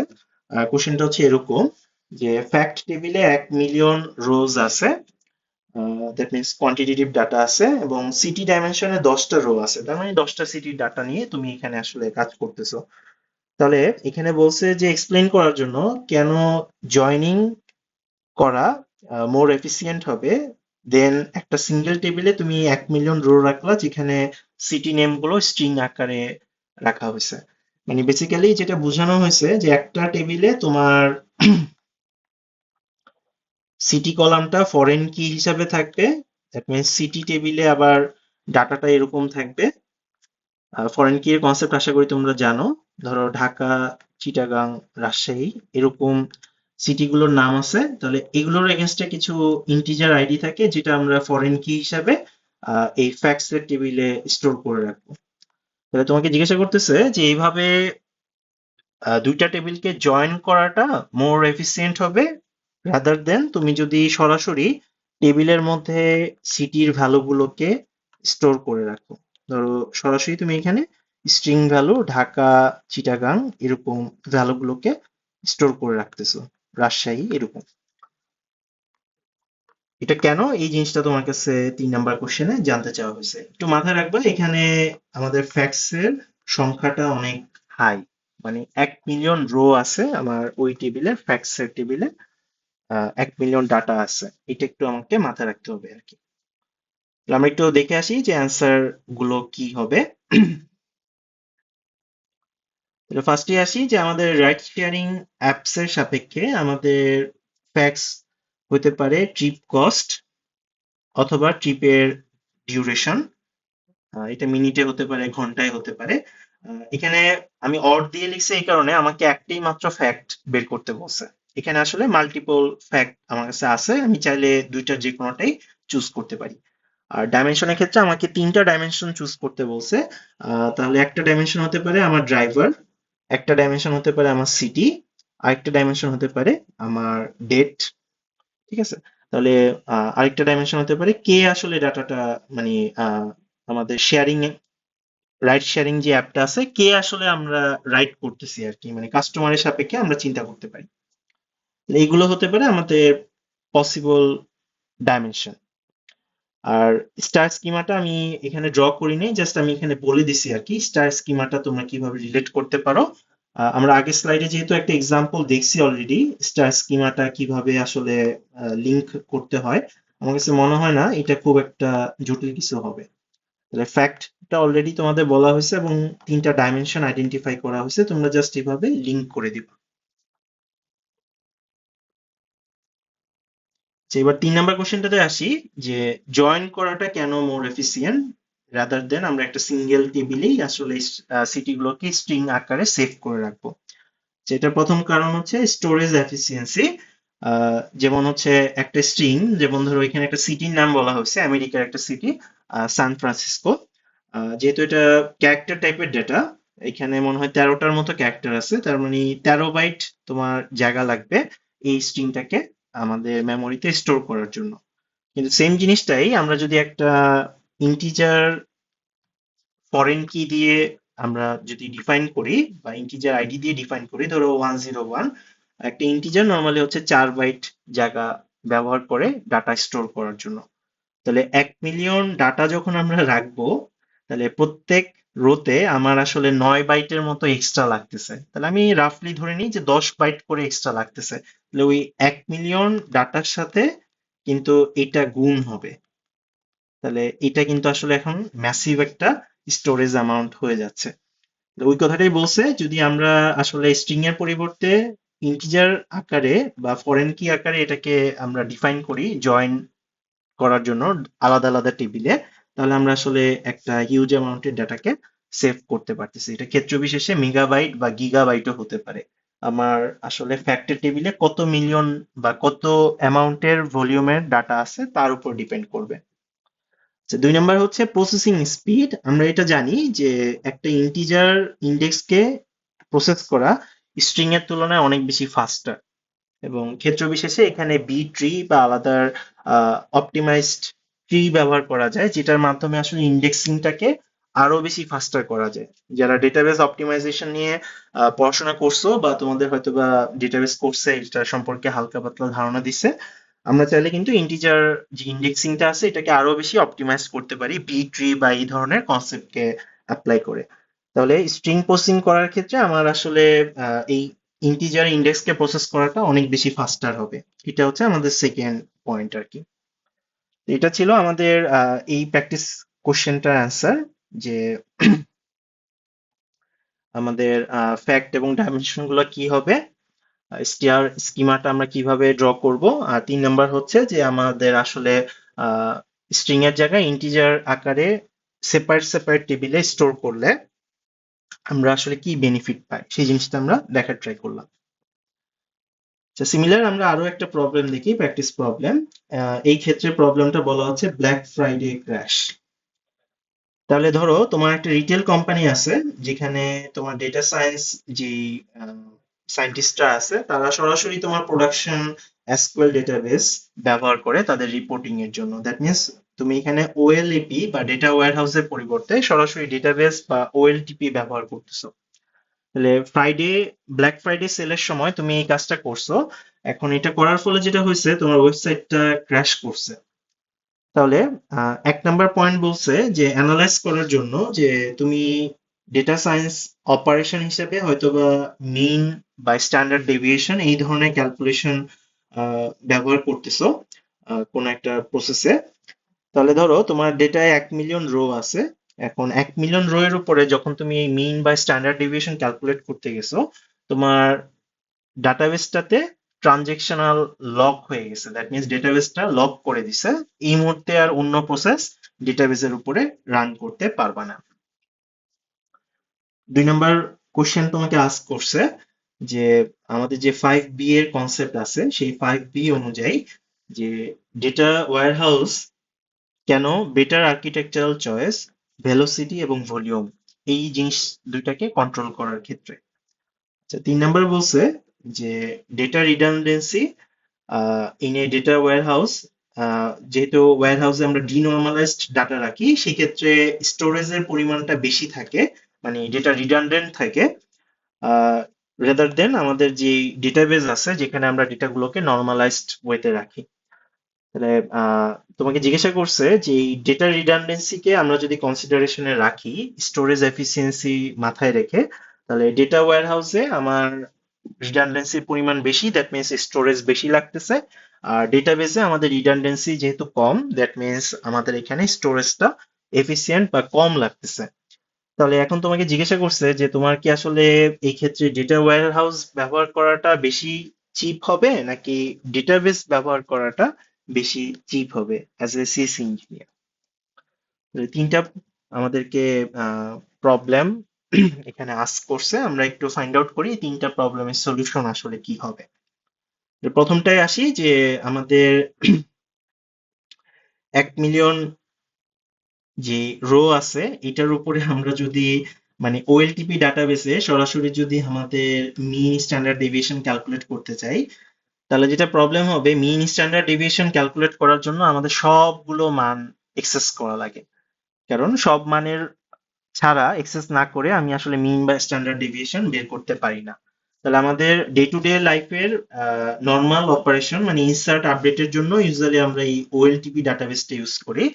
কিন্তু যখনই আমি এরকম একটা কমপ্লেক্স এবং এটা কি বলা যায় কম্পিউটেশনালি হেভি কোয়েরি রান করব মিন বা স্ট্যান্ডার্ড ডেভিয়েশন 1 মিলিয়ন রোতে, তখন দেখা যাবে আমার ডেটাবেজ আসলে আমাকে লক করে দিবে, যাতে করে নতুন যারা কাস্টমার আছে তাদের ডেটা যাতে ওই প্রসেসের মধ্যে ইনসার্ট না হয়ে যায়, সেই ক্ষেত্রে মিন স্ট্যান্ডার্ড ডেভিয়েশনের মানটার কনসিস্টেন্সি থাকবে না বা কারেক্ট মান তোমাকে রিটার্ন করতে পারবে না।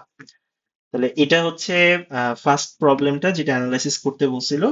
তার মানে আমি এখান থেকে আসলে বুঝতে পারতেছি আমাদের প্রোডাকশন যে ডাটাবেস গুলো আছে, মানে যেখানে আমরা ওএলটিপি ব্যবহার করতেছি, ওইখানে আমরা আসলে এই মিন বা স্ট্যান্ডার্ড ডেভিয়েশনের ক্যালকুলেশন রান করতে পারবো না। রান করলে যেটা হবে, নর্মাল যারা আমাদের কাস্টমার আছে যাদের ডাটাটা ইনসার্ট বা আপডেট হওয়ার কথা, সেই অপারেশন গুলো পারফর্ম করা যাবে না, ডেটাবেসটা লক হয়ে যাবে। কারণ কি, মিন স্ট্যান্ডার্ড ডেভিয়েশন ক্যালকুলেশন কমপ্লিট হওয়ার আগে আমি নতুন ডাটা আমার ডেটাবেসে ইম্পোর্ট করতে পারবো না, মানে ইনসার্ট করতে পারবো না, সিমিলারলি ডেটা আপডেট করতে পারবো না। আদারওয়াইজ মিন স্ট্যান্ডার্ড ডেভিয়েশনের মানটা কনসিস্টেন্ট থাকবে না। এটা হচ্ছে আমাদের ফার্স্ট প্রবলেম, সেটার অ্যানালাইসিসটা আমরা দেখলাম। আচ্ছা, 2 নম্বর বলছে যে কেন আসলে ডেটা ওয়্যারহাউস ভেলোসিটি এবং ভলিউমকে কন্ট্রোল করার জন্য বেটার। তাহলে ওয়্যারহাউসে নর্মালি যেটা হয়, ওএলএপি বা কলামনার স্টোরেজ ব্যবহার করা হয়, যেটা ইউজুয়ালি হচ্ছে মানে ম্যাসিভ পরিমাণ হিস্টোরিক্যাল ডাটা, মানে যে ডাটাটা এই মুহূর্তে আপ টু ডেট না, বেশ কিছুদিন আগের ডাটা, কিন্তু ম্যাসিভ পরিমাণ ডাটাকে আমরা আসলে এফিসিয়েন্টলি হ্যান্ডেল করতে পারি। তার মানে ভলিউম কনসিডার যদি আমরা করি, সেই জিনিসটা আমরা এফিসিয়েন্টলি হ্যান্ডেল করতে পারছি ডেটা ওয়্যারহাউসের মাধ্যমে। এবার আসি যে ভেলোসিটির যে বিষয়টা, যে আমাদের আসলে যদি ডাটা খুব র্যাপিড রেটে জেনারেট হয়, সেই ক্ষেত্রে আমরা কিভাবে আসলে হ্যান্ডেল করব। তাহলে এই জিনিসটাই দেখানো হয়েছে যে ওএলটিপি ব্যবহার করলে আসলে আমরা ভেলোসিটিটাকে কন্ট্রোল করতে পারি না। তার মানে আমাদের অ্যানালাইসিসের যে পার্টটা, সেটা যদি আমরা ওয়্যার হাউসের কাছে ডেলিগেট করে দেই, মানে আলাদাভাবে ওয়্যার হাউস রাখি যেখানে আসলে অফলোড করা হয়েছে আমাদের অ্যানালাইসিসের পার্টটা, তাহলে আমাদের আসলে ওই ওএলটিপি ডাটাবেসে ভেলোসিটিটা, মানে হাই ভেলোসিটির আসলে এখানে রিকোয়েস্ট যাবে না বা ইনকামিং রিকোয়েস্ট আসবে না। সেক্ষেত্রে আমাদের ডেটাবেসটা আসলে ক্র্যাশ করবে না। তাহলে এটা হচ্ছিল আমাদের 2 নম্বর কোশ্চেনের অ্যান্সার, যে ডাটা ওয়্যারহাউস কেন ভলিউম বা ভেলোসিটি অ্যাড্রেস করার ক্ষেত্রে বেটার আর্কিটেকচার বা বেটার ওয়েতে আমরা এই দুইটা জিনিসকে ডিল করতে পারি। আচ্ছা, 3 নম্বর আসি যে ডেটা রিডান্ডেন্সির সাথে স্টোরেজ এফিসিয়েন্সির কথা বলা হয়েছে, এবং বলা হয়েছে যে কোনটা আসলে চিপার। ওয়্যার হাউসে ডেটা ডিনর্মালাইজড অবস্থায় থাকে, তার মানে এখানে রিডান্ডেন্সি অনেক বেশি, মানে অনেক বেশি ডুপ্লিকেট ডাটা এখানে থাকবে, যেহেতু আমরা অনেকগুলো টেবিলকে জয়েন করছি, জয়েন করার পরে একই ডাটা বারবার ডুপ্লিকেট হবে। তাহলে এটা করলে আমার সুবিধাটা হচ্ছে আমার রিডিংটা ফাস্টার হবে, যেহেতু আমার টেবিলটাকে জয়েন করা লাগতেছে না, আমি টেবিলকে জয়েন করি আর ডেটাটাকে স্টোর করতেছি। আচ্ছা, ডেটাবেসের ক্ষেত্রে ডেটাগুলো নর্মালাইজ থাকবে, সেই ক্ষেত্রে আমার সুবিধাটা হচ্ছে রিডান্ডেন্সিটা কম থাকবে, তার মানে এফিসিয়েন্ট ওয়েতে আমরা স্টোর করতেছি, কিন্তু ডেটা রিডিংটা স্লোয়ার হবে, যেহেতু আমাদের এখানে কমপ্লেক্স জয়েন অপারেশন পারফর্ম করতে হচ্ছে। তাহলে এবার তোমাকে জিজ্ঞাসা করছিল যে কোন জিনিসটা তোমার জন্য চিপার হবে। তাহলে ওই যে কোয়েরি যখন করতেছি, কোয়েরি যখন আমরা করি তখন হচ্ছে কম্পিউট টাইম আমাদেরকে স্পেন্ড করতে হয়, বা কম্পিউট কস্ট আমাদেরকে এখানে ব্যবহার করতে হয়। তাহলে আমার ওয়্যার হাউসে হচ্ছে কোয়েরি করা ফাস্টার হবে, যেহেতু ডেটাগুলো ডিনর্মালাইজড, তাহলে আমার কম্পিউট কস্টটা হবে রিলেটিভলি লো। আর ওএলটিপি ডাটা বেসে বা যেটাকে আমরা ডেটাবেস বলতেছি, ওইখানে হচ্ছে আমার কোয়েরিটা হবে কমপ্লেক্স, তার মানে আমার কম্পিউটটা লাগবে বেশি। যেহেতু এখানে জয়েন অপারেশন ইনভলভড, আমি একটু ভুল বলে ফেলছি, কোয়েরিটা সিম্পলই হবে, কিন্তু কোয়েরির যে রিড করার যে টাইমটা এটা বেশি লাগবে আর কি, মানে আমাদের কম্পিউট টাইমটা হবে স্লোয়ার। তাহলে যেহেতু কম্পিউট টাইম বেশি লাগতেছে, তার মানে আমার আসলে কস্ট বেড়ে যাচ্ছে। তাহলে আমাদের কারেন্ট সিনারিওতে, মানে বর্তমান প্রেক্ষাপটে স্টোরেজের প্রাইসটা রিলেটিভলি কম কম্পিউট টাইমের তুলনায়। মানে আমাদের একটা সার্ভারের প্রসেসর যখন একটা কোয়েরি রান করে, আমাদের হার্ড ড্রাইভের যে দাম, মানে স্টোরেজের যে দাম, সেই তুলনায় আমার আসলে প্রসেসরের রানিং এর টাইমটা অনেক বেশি কস্টলি। তাহলে আমরা যদি দুইটাকে ট্রেড অফ করার ট্রাই করি, তাহলে যেটা বোঝা যাচ্ছে যে আমরা যদি ডাটাকে রিডান্ডেন্টও রাখি, তাহলে এক্সট্রা স্টোরেজের জন্য আমার যতটুকু কস্ট ব্যয় হবে ওই কোয়েরিটা ফাস্টার রান করতেছে। তার মানে আমাদের কম্পিউট কস্টের দিক থেকে আমরা সেভিংস করতেছি। তাহলে বর্তমান সময়ে যেটা মানে মেজর কনসার্ন সেটা হচ্ছে কম্পিউট কস্টটা বেশি হয় আমাদের স্টোরেজ কস্টের তুলনায়। তার মানে ডেটা ওয়্যার হাউসটা আমাদের এই ক্ষেত্রে আমাদেরকে better cost efficient solution provide করতেছে। কারণ কি, যদিও স্টোরেজের রিডান্ডেন্ট ডাটা আছে কিন্তু কম্পিউট টাইমটা যেহেতু কম লাগতেছে, তার মানে কম্পিউট কস্টটাও আমাদের এখানে আসলে কম আসবে। তাহলে কম্পিউট কস্টটাই হচ্ছে বর্তমানে মানে সবচেয়ে কস্টলি অপারেশন যে কোনো সার্ভারের ক্ষেত্রে। সুতরাং এই ক্ষেত্রে আমরা যেটা বুঝতেছি, অ্যানালাইসিস করার জন্য ডেটা ওয়্যার হাউসটা কস্টের দিক থেকে চিন্তা করলে বেটার। আচ্ছা, এবার আসি যে ডেটা ওয়্যার হাউসের কনসেপ্ট থেকে নতুন আরেকটা কনসেপ্ট আসছে, সেটা হচ্ছে ডেটা লেক। তাহলে ডেটা ওয়্যার হাউস নর্মালি হচ্ছে এক্সপেন্সিভ, যেহেতু অনেক ডাটা বা বাল্ক ম্যাসিভ ডাটা আমাকে স্টোর করতে হচ্ছে। আর এটার প্রবলেম হচ্ছে এটার ফ্লেক্সিবিলিটি নাই। যেহেতু schema on write, that means তুমি ডেটা লোড করার আগে তোমাকে প্রপার স্ট্রাকচার ওয়েতে এবং ওয়েল ডিফাইন্ড ওয়েতে ডেটাটাকে রাখতে হবে। তাহলে এই প্রবলেমটা সলভ করার জন্য আমরা যেটা করি, আমরা হচ্ছে ডেটা লেক ব্যবহার করি, যেখানে ডেটাগুলো র ফরম্যাটে রাখা হয়। তো এটা হতে পারে জেসন ফরম্যাটের ডেটা, এটা হতে পারে ইমেজ, এটা কোনো লগ হতে পারে, সিএসভি হতে পারে। ঠিক আছে? তাহলে ডেটাগুলো আমরা র ফরম্যাটই লাগতেছে। এবং ডেটাগুলো যেহেতু অনেক বড় ডেটা, এগুলোকে স্টোর করার জন্য আমরা ডিস্ট্রিবিউটেড ফাইল সিস্টেম ব্যবহার করতেছি। তাহলে এখানে যে ফাইল সিস্টেমটা এক্সাম্পল আকারে বলা হয়েছে, এটা হচ্ছে তোমরা হয়তো বা হ্যাডুপের নাম শুনছো যারা বিগ ডাটা নিয়ে কাজ করো, বা বিগ ডাটা কনসেপ্টের নাম শুনছো। এটা হচ্ছে হ্যাডুপ ডিস্ট্রিবিউটেড ফাইল সিস্টেম। তাহলে এরকম ডেটা লেক যখন আমরা তৈরি করি, যেহেতু আমরা আসলে ম্যাসিভ ভলিউমে ডেটা স্টোর করে রাখতে চাচ্ছি, আমরা এটাকে ডিস্ট্রিবিউটেড ফাইল সিস্টেমের মাধ্যমে স্টোর করে রাখতে চাচ্ছি। তাহলে কনসেপ্টটা হচ্ছে একটা বড় কম্পিউটারের পরিবর্তে আমরা হচ্ছে ছোট ছোট 1000 চিপ কম্পিউটার এখানে ব্যবহার করতে চাচ্ছি। তাহলে ডেটা লেকের সাথে ডেটা ওয়্যার হাউসের বেসিক পার্থক্যটা কোথায় সেটা এখানে এক্সপ্লেন করা হয়েছে। তাহলে ডেটা ওয়্যার হাউস হচ্ছে কাইন্ড অফ আমরা একটা লাইব্রেরি হিসাবে চিন্তা করতে পারি, যেখানে আমাদের বইগুলো যেরকম সর্টেড এবং ক্যাটালগ অবস্থায় থাকে যে কোন বইটা কোথায় আছে, ডেটা ওয়্যার হাউস হচ্ছে অনেকটা এরকম। তাহলে এখানে ডাটাগুলো সর্টেড অবস্থায় থাকবে এবং ক্যাটালগ করা থাকবে যে কোন ডাটা কোথায় আছে। আচ্ছা, ডেটা লেকটা হচ্ছে একটা পানির কন্টেইনারের মতো, লার্জ কন্টেইনার। কাইন্ড অফ তুমি চিন্তা করতে পারো এটা একটা ডাম্পিং সাইট আর কি। মানে তোমার যত ডাটা আছে জাস্ট এখানে ডাম্প করতেছো। ডাটা কি আছে বা ডাটা কি রিপ্রেজেন্ট করতেছে আমরা আসলে কিছুই জানি না আর কি। তাহলে সবকিছুই সেখানে আছে কিন্তু ডেটাগুলো আনসর্টেড অবস্থায় আছে। তাহলে ওয়্যার হাউসে হচ্ছে ডেটাগুলো সর্টেড থাকবে, ক্যাটালগ থাকবে, ডেটা কি এবং ডেটা কি রিপ্রেজেন্ট করতেছে সেটা আমরা জানি। আর লেকের ক্ষেত্রে আমরা যেটা করতেছি, ডাটাকে র জাস্ট ডাম্প করতেছি। তো সবকিছু এখানে আছে কিন্তু আমরা আসলে জানি না যে কোন ডাটা কোথায় আছে। আচ্ছা, তাহলে এখানে দুইটা জিনিসের মধ্যে কম্পেয়ার করা হচ্ছে, একটা হচ্ছে স্কিমা অন রাইট, একটা হচ্ছে স্কিমা অন রিড। তাহলে স্কিমা অন রাইটটা আমরা ডেটা ওয়্যার হাউসে ব্যবহার করি, যেটা একটু আগে আমি তোমাদেরকে বলছি। আর স্কিমা অন রিডটা আমরা ডেটা লেকে ব্যবহার করি।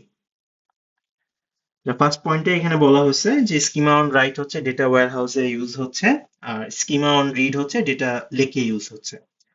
তাহলে প্রথমে আসি ফ্লেক্সিবিলিটিতে। একটু আগেই তোমাদেরকে এক্সাম্পল দিয়ে বুঝাইছি যে স্কিমা অন রাইটের ক্ষেত্রে আমাদের ফ্লেক্সিবিলিটিটা অনেক কম থাকে। তার মানে ডেটা একবার লোড বা ডেটা একবার ইনসার্ট করার পরে এটাকে আর খুব সহজে আমরা চেঞ্জ করতে পারবো না। আচ্ছা, আর data sorry schema on read যেটা, সেখানে আমাদের ফ্লেক্সিবিলিটি হাই। তার মানে এখানে কোনো ধরনের আসলে রাইট করার ক্ষেত্রে রেস্ট্রিকশন নাই, তুমি যা খুশি তাই এখানে স্টোর করতে পারো। একটু আগে যেটা বলছি আর কি, এটা কাইন্ড অফ একটা ডাম্পিং সাইট আর কি। যে কোনো ডাটাই এখানে চাইলে স্টোর করা যাবে, কোনো ধরনের রেস্ট্রিকশন বা স্কিমা এখানে প্রোভাইড করা নাই। তাহলে কোয়ালিটির কথা যদি চিন্তা করি, ডেটা ওয়্যার হাউস হবে হাই কোয়ালিটির ডেটা, যেহেতু আমরা নির্দিষ্ট স্কিমা ফলো করে ডেটাগুলোকে ডেটা ওয়্যার হাউসে রাইট করতেছি, তার মানে এগুলো প্রি ক্লিনড অবস্থায় থাকবে। আর স্কিমা অন রিড যেটা যেটা ডেটা লেক, সেটা হচ্ছে ভেরিয়েবল হবে, মানে এখানে বিভিন্ন ধরনের ডাটা মেসি অবস্থায় থাকবে। আমরা পরবর্তীতে যখন ডেটাটাকে রিড করব, রিড করার সময় আমাকে হচ্ছে ডেটাটাকে ক্লিন করতে হবে কোনো একটা স্কিমা ব্যবহার করে। এখন আসি কোন ধরনের ডেটা সায়েন্স টাস্কে কোন স্কিমাটা আমরা ব্যবহার করব। তাহলে আমরা যদি কোনো ধরনের রিপোর্টিং করতে চাই, বা আমাদের গোল যদি হয় বিজনেস ইন্টেলিজেন্স বের করা, কাইন্ড অফ ইনসাইট বের করা, অ্যাকশনেবল ইনসাইট, তাহলে বিজনেস ইন্টেলিজেন্স বা রিপোর্টিং এর ক্ষেত্রে আমরা হচ্ছে স্কিমা অন রাইট বা ডেটা ওয়্যারহাউস ব্যবহার করব।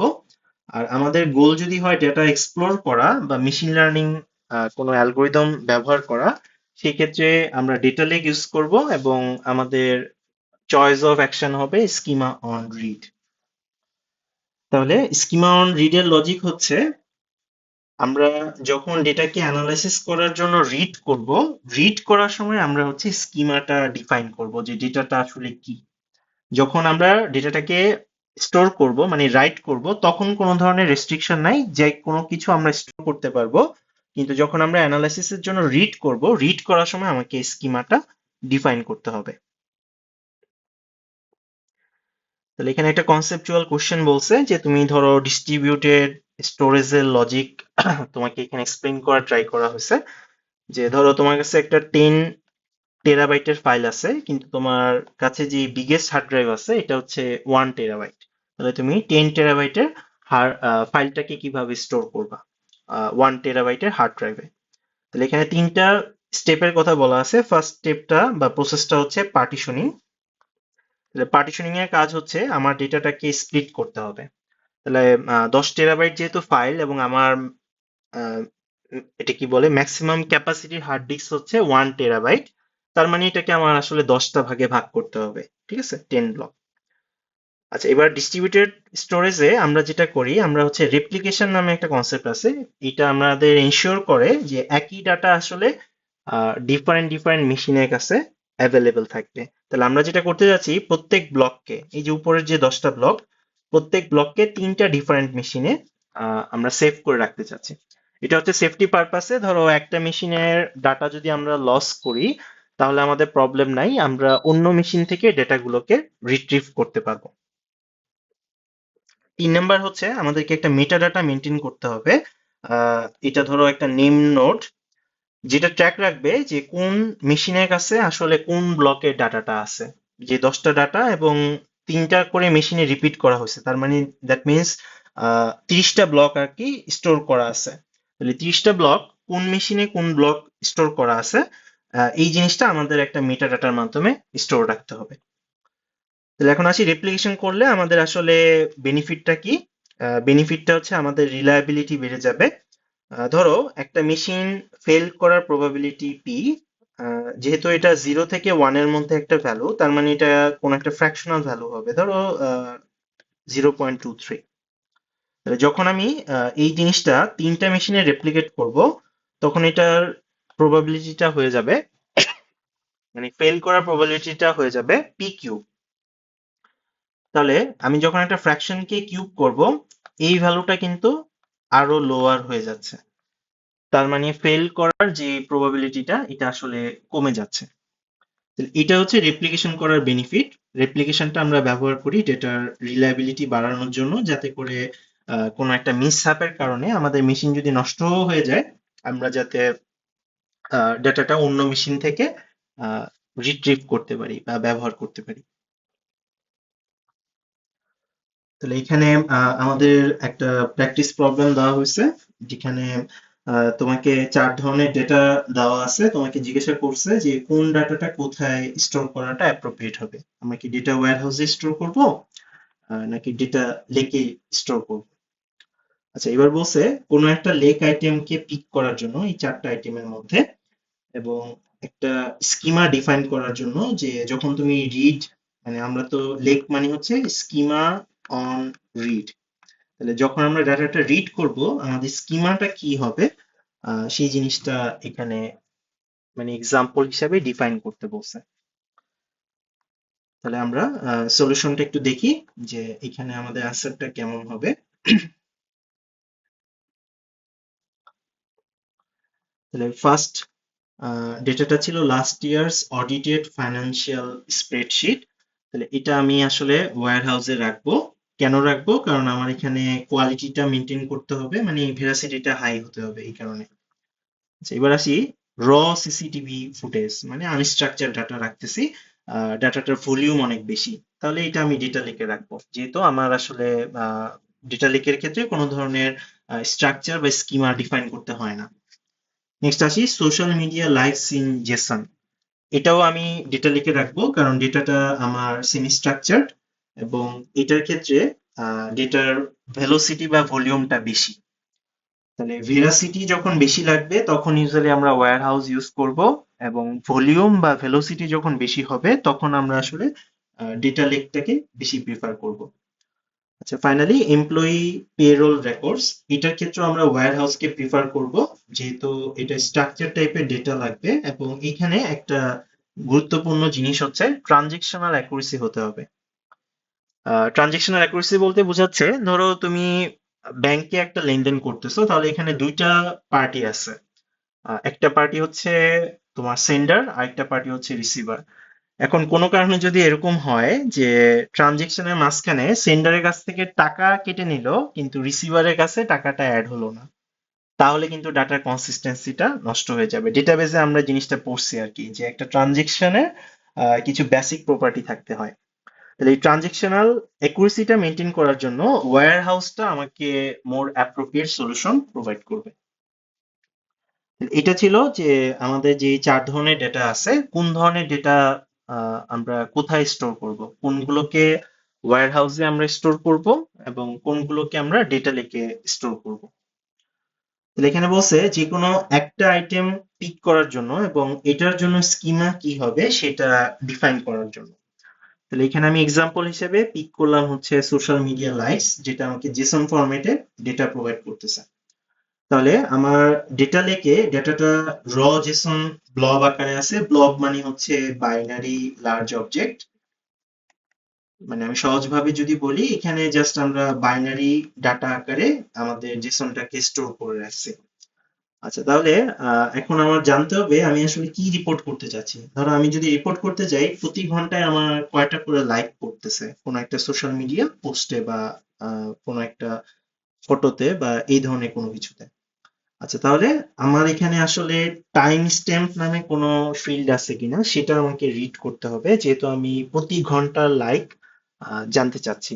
তাহলে আমাকে আসলে টাইম স্ট্যাম্পের ভিত্তিতে আমাকে ফিল্টার এবং গ্রুপিং করতে হবে। আরেকটা হচ্ছে আমার যে ইউজার আছে, প্রত্যেক ইউজার তো আলাদা, তাহলে পার্টিকুলার ইউজারকেও আইডেন্টিফাই করতে হবে। তাহলে আমার স্কিমাতে এই দুটা জিনিস অবশ্যই থাকতে হবে। টাইম স্ট্যাম্পটা থাকবে ডেট ফরম্যাটে আর ইউজার আইডিটা থাকবে ইন্টিজার ফরম্যাটে। তাহলে যখন আমি রিড করতেছি তখন যদি এই ফিল্ড গুলো মিসিং থাকে তাহলে আমাকে আসলে ওই এররটাকে হ্যান্ডেল করতে হবে স্কিমাটা রিড করার সময়। তাহলে এটা হচ্ছে একটা এক্সাম্পল যে আমরা যদি সোশ্যাল মিডিয়া লাইক জিসন ফরম্যাটে কনসিডার করি তাহলে স্কিমা অন রিডের ক্ষেত্রে আমার স্কিমাটা কেমন হতে পারে তার একটা এক্সাম্পল আমরা দেখলাম। আচ্ছা, তাহলে এই লেকচারের মোটামুটি লাস্ট টপিক সেটা হচ্ছে ডেটা সোয়াম্প প্যারাডক্স।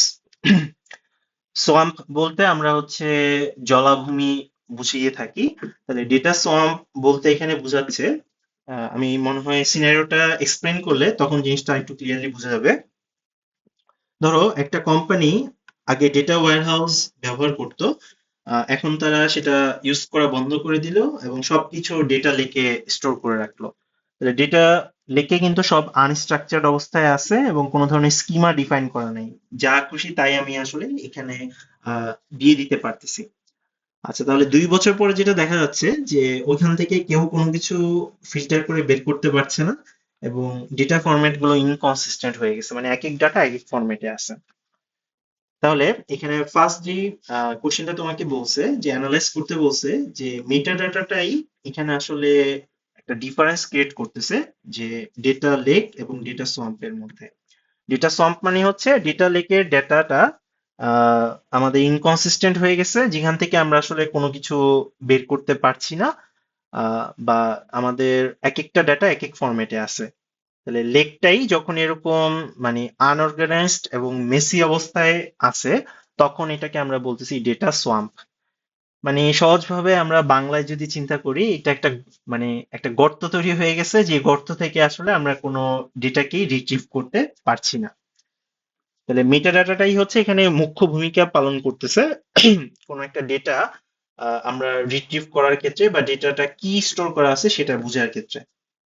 আচ্ছা, 2 নাম্বার কোশ্চেন বলছে একটা লজিক কোশ্চেন, যে আমাদের তো স্কিমা অন রিড সিস্টেম, তার মানে যখন আমরা ডেটাতে মানে ডেটাবেসে রাইট করে রাখছি ডাটাটা, তখন আমরা কিন্তু কোনো ধরনের স্কিমা অ্যাপ্লাই করি নাই, আমরা জাস্ট ডাম্প করছি। আচ্ছা, এখন ধরো হঠাৎ করে ডেটার ফরম্যাট চেঞ্জ হয়েছে, যে আমরা আগে সিএসভি তে ডেটা ছিল, এখন আমি এটাকে জেসন ফরম্যাটে সেভ করে রাখতে চাচ্ছি, স্টোর করে রাখতে চাচ্ছি। তাহলে কার আসলে রেসপন্সিবিলিটি এই চেঞ্জটাকে ইমপ্লিমেন্ট করার? এটা কি ডেটাবেস অ্যাডমিনিস্ট্রেটর করবে নাকি ডেটা সায়েন্টিস্ট করবে? এটা হচ্ছে আমাদের সেকেন্ড কোশ্চেনটা। আর থার্ড কোশ্চেনটা হচ্ছে তোমাকে একটা কম্পারিজন করতে বলছে, যে কস্ট অফ ইনজেশন, ডাটা ইনজেশনের cost, that means data store করার কস্ট থেকে কস্ট অফ কোডিং, যে ডাটা বের করার কস্টটা কম্পারিজন করতে বলছে। মানে একটা হচ্ছে ডাটা স্টোর করে রাখার কস্ট, আর একটা হচ্ছে ডেটা কোয়েরি করে নিয়ে আসার কস্ট। দুইটা আর্কিটেকচারের ক্ষেত্রে, একটা হচ্ছে ডেটা ওয়্যার হাউস, আরেকটা হচ্ছে ডেটা লেক। দুইটাই তো মনে হয় বলছে, আমি একটু দেখে নিচ্ছি। হ্যাঁ, ডেটা ওয়্যার হাউস এবং ডেটা লেক এই দুইটার মধ্যেই কম্পারিজন করতে বলছে। ওকে, তাহলে আমরা একটু দেখি যে এই কোশ্চেন গুলোর আসলে অ্যান্সার কি হবে।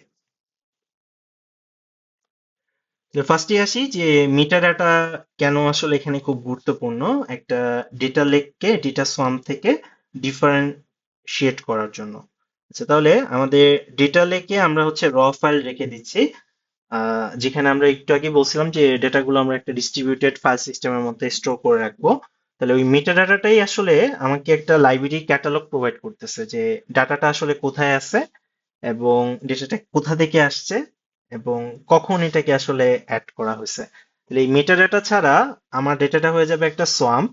দ্যাট মিনস হচ্ছে আমার মিলিয়নস অফ আননোন ফাইল আছে, যেখান থেকে আমি আসলে সার্চ করে বা কোনো ডেটা আনতে পারবো না, বা কোনো প্রসেসকে এখানে ট্রাস্ট করতে পারবো না, কারণ সবকিছু আমার আননোন।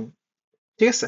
তাহলে মেটা ডাটাটা খুব গুরুত্বপূর্ণ, যে একটা ডেটা লেককে ইউজফুল ইনফরমেশন রিট্রিভ করার ক্ষেত্রে মেটা ডাটাটাই আমাদেরকে হেল্প করতেছে।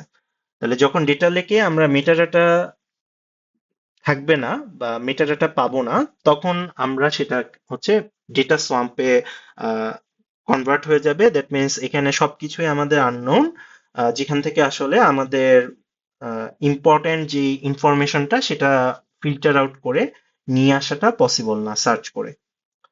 আচ্ছা, 2 নাম্বার বলছিল যে ডেটা ফরম্যাট যদি চেঞ্জ হয়, যেমন ধরো সিএসভি থেকে জেসন ফরম্যাটে আমাদের ডেটা ফরম্যাট চেঞ্জ করা হলো, তাহলে কার রেসপন্সিবিলিটি? এটা কি ডেটাবেস অ্যাডমিনিস্ট্রেটরের রেসপন্সিবিলিটি নাকি ডেটা সায়েন্টিস্টের রেসপন্সিবিলিটি? অ্যান্সারটা হচ্ছে ডেটা সায়েন্টিস্ট। কারণ কি, আমরা এখানে ডেটা লেকের ক্ষেত্রে স্কিমা অন রিড সিস্টেমটাকে অ্যাপ্লাই করতেছি। তার মানে যখন আমরা ডেটা স্টোর করতেছি, তখন কোনো ধরনের স্কিমার দরকার নাই। দ্যাট মিনস যে কোনো ফরম্যাটই ডাটাটাকে স্টোর করে রাখা যাবে। কিন্তু যখন ডেটাটা রিড করতে হবে, তখন আমাদেরকে ডেটাটা পার্সিং এবং ক্লিন করে আমাদের অ্যানালাইসিস রেডি করে ডেটাটাকে রিট্রিভ করতে হবে। তাহলে এখানে সহজ ভাবে যদি বলি, ডেটা লেক যেহেতু আমরা ব্যবহার করতেছি, তার মানে ডেটাবেস অ্যাডমিনিস্ট্রেটরের এখানে কোনো ভূমিকা নাই। যে ডাটাই আসুক সে এটা স্টোর করে রাখতে পারবে। কিন্তু যখন আমরা অ্যানালাইসিস করতে চাই, তখন আসলে ডেটা সায়েন্টিস্টেরই এখানে স্কিমা ডিফাইন করে ডেটাটা ফিল্টার করে ক্লিন করে নিয়ে আসতে হবে। ঠিক আছে? তাহলে এটা হচ্ছে আমাদের সেকেন্ড কোশ্চেন অ্যান্সার, যে রেসপন্সিবিলিটিটা হবে ডেটা সায়েন্টিস্টের। আর যদি এটা ডেটা ওয়্যার হাউস হইতো তখন কিন্তু ডেটাবেজ অ্যাডমিনিস্ট্রেটরেরই রেসপন্সিবিলিটি হইতো, কারণ ডেটা রাইট করার সময় আমাকে স্ট্রাকচার বা স্কিমাটা ডিফাইন করে দিতে হইতো। 3 নাম্বার বলছে যে কস্ট অফ ইনজেকশনের সাথে কস্ট অফ কোডিং এর কস্টটাকে কম্পারিজন করার জন্য, তাহলে আমরা যদি ওয়্যার হাউসের সাপেক্ষে চিন্তা করি, এটার ইনজেকশন কস্টটা অনেক হাই, যেহেতু তোমাকে আগে থেকেই স্কিমা ডিফাইন করে দিতে হবে এবং আমার ডাটাটা আসলে আগে থেকে ক্লিন আপ করে তারপরে স্টোর করতে হবে। কিন্তু যখন আমি স্টোর করে ফেলছি তখন কোয়েরি করার কস্টটা অনেক কমে যাবে। কারণ কি আমি খুব ইজিলি ফাস্ট ওয়েতে এসকিউএল বা আদার্স কোনো কোয়েরি ল্যাঙ্গুয়েজে ডেটাটাকে কোয়েরি করে নিয়ে আসতে পারবো। আচ্ছা, এবার যদি আমরা চিন্তা করি ডেটা লেকের ক্ষেত্রে, তাহলে ডেটা লেকের ক্ষেত্রে ইনজেকশনের কোনো কস্ট নাই। এটা কাইন্ড অফ হচ্ছে একটা ডাম্প সাইট, যা আছে ফাইল আমরা র ফাইলগুলোকে জাস্ট এখানে ডাম্প করে দিচ্ছি। মানে ইনসার্ট করার ক্ষেত্রে আমাদের কোনো ধরনের আসলে রেস্ট্রিকশন নাই, যে কোনো ফাইল যে কোনো ফরম্যাটে আমরা চাইলে এটাকে ইনসার্ট বা ইনজেকশন করতে পারি। কিন্তু প্রবলেম হচ্ছে এটার কোয়েরি কস্ট হবে অনেক হাই। কারণ কি ডাটাটা ক্লিন করার জন্য বা ডাটাটাকে মানে আমরা যে ডাটাটা চাচ্ছি সেটা ফিল্টার করার জন্য আমাকে অনেক কমপ্লেক্স কোয়েরি এখানে রান করতে হবে, যেহেতু ডাটাগুলো আনফরমেটেড এবং অগোছালো অবস্থায় আছে। তাহলে দুইটার মধ্যে যদি আমরা কম্পেয়ার করি, ওয়্যার হাউসের ক্ষেত্রে আমার ইনজেকশন কস্টটা হাই কিন্তু কোয়েরির কস্টটা লো। আর ডেটা লেকের ক্ষেত্রে অপোজিট, আমার ইনজেকশন কস্টটা লো কিন্তু কোয়েরি কস্টটা হাই। এটাই ছিল আমাদের মোটামুটি উইক 2.5 এর লেসন 2। তাহলে উইক 2.5 বেসিক্যালি আমাদের ফার্স্ট এবং সেকেন্ড উইকে আমরা যে ডেটা সায়েন্সের বেসিক কনসেপ্ট গুলো শিখছি, এইটার আমরা কিছু প্র্যাকটিক্যাল রিয়েল ওয়ার্ল্ড সিনারিওর মাধ্যমে বোঝার ট্রাই করছি যে ডেটা সায়েন্সটা আসলে আমাদের কিভাবে অ্যাপ্লিকেবল বা এটার গুরুত্বটা আসলে কি, এবং ক্ষেত্র বিশেষে আমরা স্ট্যাটের সাথে ডেটা সায়েন্সের আসলে ডিফারেন্সটা কোথায় অ্যাপ্লিকেশন ফিল্ডে, সেই জিনিসটাও একটু দেখার ট্রাই করছি। আজকের লেকচারটা এতটুকুই আর কি। ধন্যবাদ সবাইকে।